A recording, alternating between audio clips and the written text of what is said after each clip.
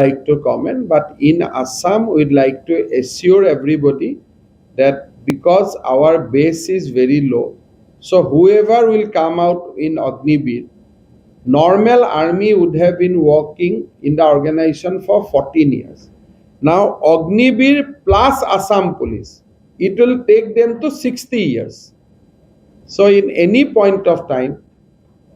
Agnibir plus Assam police is much better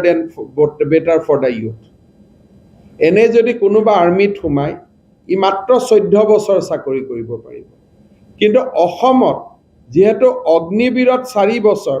আৰু অসম পুলিচত 30 বছৰ গতিকে 35 বছৰ চাকৰি কৰিব গতিকে এটোটো বেটাৰ বস্তু হ'ল একো ক্ৰাইটেৰিয়া নাই ক্ৰাইটেৰিয়াটো লওঁতেই ক্ৰাইটেৰিয়া হ'ব আৰ্মি ট্ৰেইনিঙৰ সমানটো অসম পুলিচে ট্ৰেইনিং দিবই নোৱাৰে গতিকে ইমান ভাল ট্ৰেইনিং হৈ লৰা 27 বছৰত উভতি আহিব আৰামত আহি অসম পুলিচত কাম কৰিব 60 বছৰলৈকে থাকিব ইমান আমাৰ স্কিমটো মজা কৰি দিলো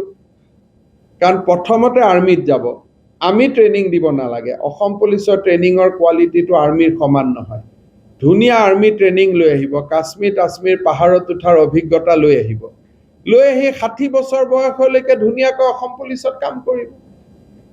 গতিকে ইয়াতটো কোনো অসুবিধা নাই মেক্স আৰু যদি এই সূত্ৰে অলপ যদি আৰ্মিত লৰা বেছিকৈ সোমাই অসমৰ এটো আমাৰ কাৰণে ভাল কাৰণ আৰ্মিত আমাৰ লৰা নাযায়